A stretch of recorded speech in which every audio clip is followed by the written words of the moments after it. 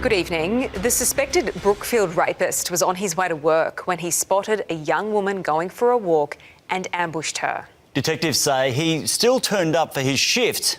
They've revealed they caught the 32-year-old when he returned 8 hours later. Jacob Dave Henry Haraki, seemingly unfazed, sitting on the side of a road wearing sneakers and a forensic suit. He was walked to an unmarked police car, arrested over an attack that has altered a young woman's life.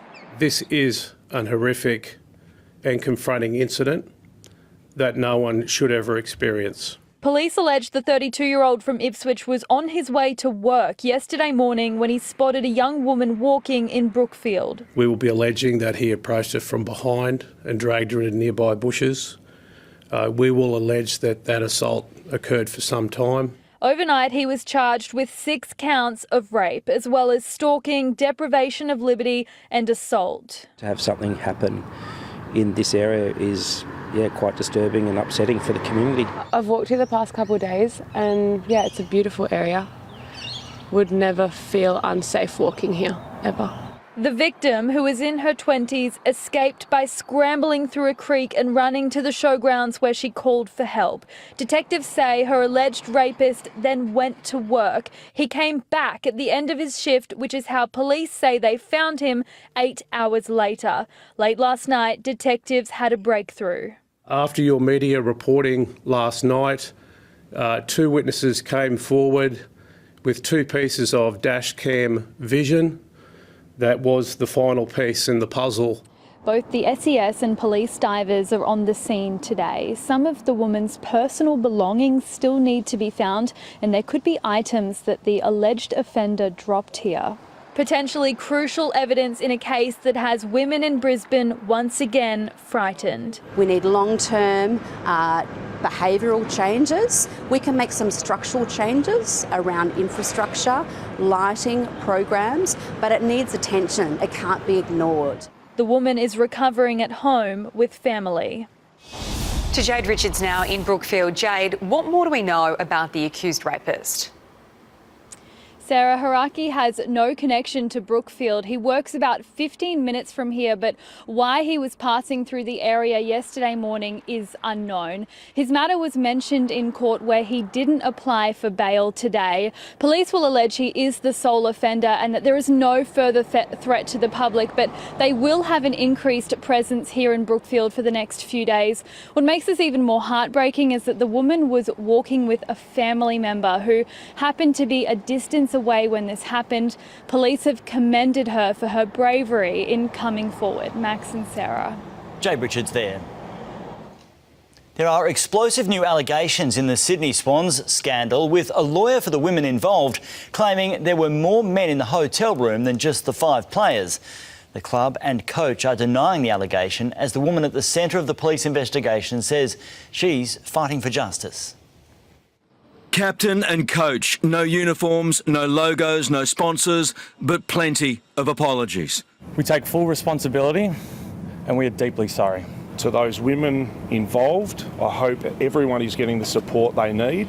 Revealing extreme frustration with the 5 stood-down players: Isaac Heaney, Chad Warner, Riley Bice, James Jordan, Nick Blakey. My position is that I fully support the sanctions that have been handed down by the club. We are extremely disappointed at the actions of the players. They denied there was a split, but wouldn't say whether the 5 would ever be welcomed back. Have you spoken to them, Kellen? Yes, I have. And how was that conversation? Extremely hard. Extremely hard. How are they going? Like people would expect. It was the most difficult press conference of their lives, with the CEO and key squad members supporting. It's been a really hard week for everyone. We're not shying away from that. But as they attempted to make amends, more bombshell allegations in Melbourne. Behaviours that are simply disgusting and not acceptable in this day and age. And I was simply horrified.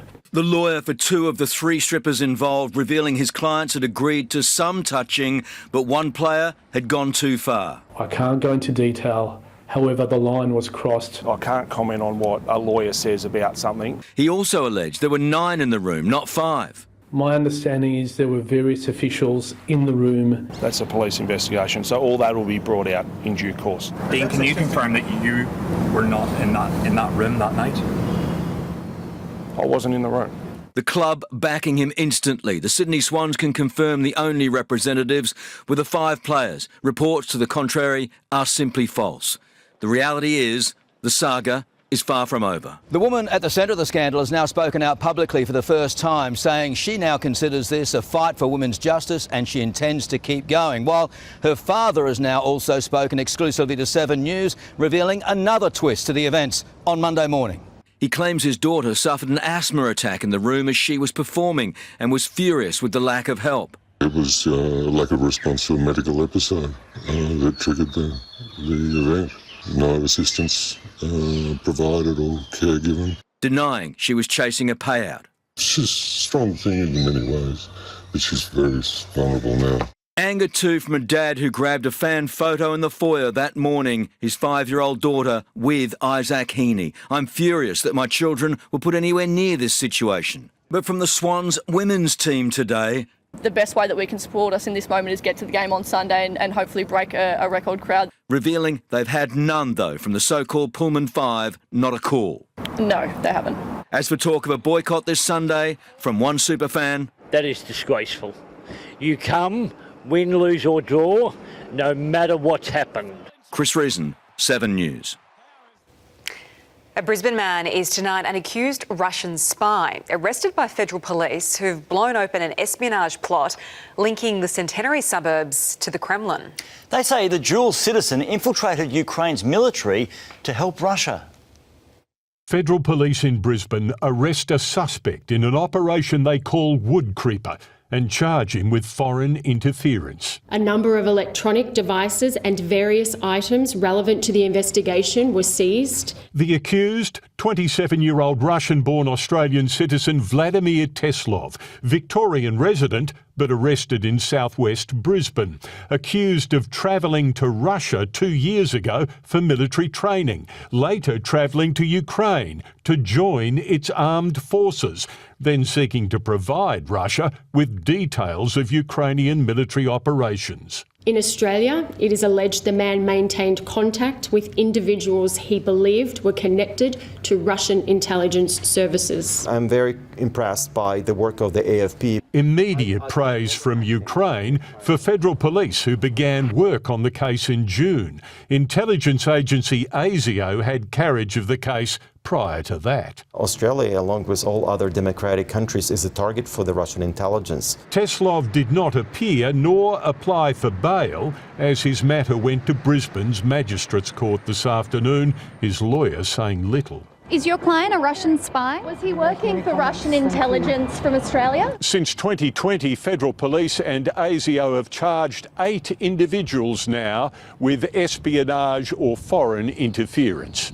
This is about a very distant war happening in Europe, but with the offence happening right here at home. Federal police say if the accused is convicted, he could face up to 20 years in prison. And Tim, a Christian group is denying it organised mafia-style intimidation. Yes, Max, you'll remember a series of right-wing activists carrying out surprise disruptions at Green, Labor and independent media events during last year's federal election campaign. Now, the sect, long known as Exclusive Brethren, told a hearing here in Parliament today, while some church members were involved in campaigning then, it's wrong to accuse the Brethren as a group. It follows reports the Brethren were funding those incidents with cash. That's a complete lie.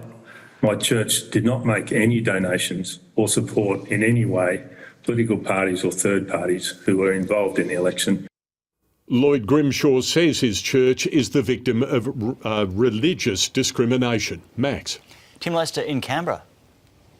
Anthony Albanese has finally admitted his appearance on a podcast where he made controversial comments about Kylie Minogue and the Japanese Prime Minister was a mistake. But he's refused to apologise for his melons comments and gestures that sparked the outrage. If I had my time again, which you don't, then I wouldn't have done that podcast. Clearly, that was an error. The opposition says he's only gone halfway and needs to apologise to Japan's leader. Even in the face of unbearable grief, the family of Lily Hooper is showing remarkable strength and forgiveness after initially being told she'd been found alive. Today came the agony of identifying her body, which was finally recovered from bushland in the New South Wales Southern Highlands. Lily Hooper with the world at her feet, an adventurer, a lover of life and the outdoors. Just 18 years old, she went for a bushwalk and never came home. She was doing what you'd want of every young person, and that is getting out in the community, getting out in nature. Lily never stopped. A part-time job as a guide at bridge climb, a huge circle of friends and a deep love of martial arts. She's a very talented, tough young lady, only 18 years of age. She was super tough on the mats, but yet she was still just such a lovely, sweet person. The dedicated athlete trained the night before her fatal hike. As she was leaving, she told us she'd be back on Wednesday night to train BJJ, and unfortunately that never happened. What happened next is harrowing. An 8-day search of the Natai National Park, almost 50 kilometres from her family home at Oakdale. Hundreds of police and volunteers scouring the dense bushland for missing Lily. And then the devastating breakdown in communication yesterday morning. Her family told by searchers she'd been found alive. 20 minutes later, utter devastation. Lily had actually died. Police promising today it will never happen again. Yesterday's miscommunication, as tragic as it was not born out of ill will. We want to make sure this doesn't happen again. It was a terrible set of circumstances. We will work through that. In an incredible display of courage, Lily's dad, Jim, says he holds no anger towards police and the SES who bungled the information when her body was found. Instead, telling 7 News he's grateful to them for never giving up on finding his precious girl. This afternoon, Jim and his wife, Kiralee, visited their daughter's body at the coroner's office, where a post-mortem will take place to work out how Lily died. From her workplace that was fostering Lily's dream of becoming a worldwide tour guide. Lily was an absolute delight from the moment she joined the Bridge Climb family. She was compassionate, a friend to all, motivated and had a positive impact on everyone she connected with. Clementine Cuneo, 7 News. A fourth teenager has been charged over the sickening, allegedly unprovoked attack of a 14-year-old boy with additional needs in Logan. The pictures, which are too graphic to show in full, has left the child with a fractured skull and hearing loss. A 14-year-old boy was charged with 11 offences in relation to last Friday's beating. 3 juveniles, one as young as 11, were charged yesterday. They'll all face court on Monday. A plot to carry out an ISIS-inspired bombing in New York has been foiled by the FBI. The would-be terrorist had allegedly been plotting the attack for months, but undercover agents were watching her every move. A shopping list for terror. Covered head to toe at a hardware store, a woman purchases supplies to make a bomb. The FBI says she was going to use it at the New York State Capitol building. She said, quote, "I want to destroy as much of the building as possible and kill the senators while they're meeting." She is American Jessica Bowie, a 35-year-old woman who became radicalised, intent on carrying out jihad. Miss Bowie swore her allegiance to ISIS through multiple audio recordings. She first came to the FBI's attention on social media, commenting, "Praise be to Allah for September 11, calling herself a soldier of the Islamic State. Investigators allege she purchased bomb-making materials, including a bucket of nails, carrying out repeated surveillance of the Capitol. Yesterday, she took what she believed was a working bomb and packed it into a DoorDash bag with a handgun and ammunition. But Bowie never made it to the Capitol, and the device she was carrying was fake. What she didn't know, the ISIS contacts she'd been talking to online were in fact undercover agents. I believe this suspect should be prosecuted to the fullest extent of the law. Her alleged path to jihad could instead now lead to 20 years in prison. In the United States, Jerry Damasi, 7 News. Queensland passengers have been caught up in another near miss on the tarmac at Sydney Airport. A Qantas flight from the Gold Coast was taxiing towards the terminal on Tuesday when another Qantas flight, getting ready to take off, was granted permission to turn onto the same taxiway. That plane immediately stopped before entering the intersection. The Transport Safety Bureau is investigating. It's the fourth close call in just 3 weeks at the airport, which has been plagued by staff shortages and fatigue in the air traffic control tower. School enrolments and security are already on the agenda as Harry and Meghan prepare for their return to the UK.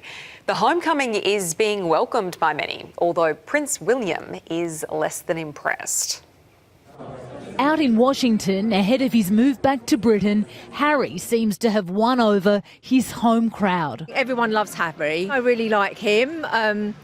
I don't know, I think sometimes she has a bit of a hard time in the UK that maybe she doesn't deserve. I'm not sure about her really, so I love Harry. We're both in the military and obviously Harry's got a military background, so it's always good to have him back. The Sussexes returning any day now, their children enrolled in British schools. But will the tabloids change their minds about Meghan like they did Camilla? Camilla has sort of shifted from public enemy number one in the mid-1990s to being one of the leading members of the royal family. 7 News understands Prince William is not impressed, at odds with his brother after Harry and Meghan aired their dirty laundry. And now you potentially have the court of the Sussexes, you know, the Sussexes in exile. It has a very kind of medieval feel to it. The big question, what will the Sussexes do about security? This is a private matter. It's a matter for Harry and for Meghan. Prince Harry's security downgraded when he stepped back from royal duties. Harry and Meghan could be entitled to taxpayer-funded security just by being here. Their home in California no longer a reason to deny the Sussexes British protection. So why now? My feeling is, though, ultimately this is about being closer to the King, because the King is obviously living with cancer. In London, Isabel Mullen, 7 News.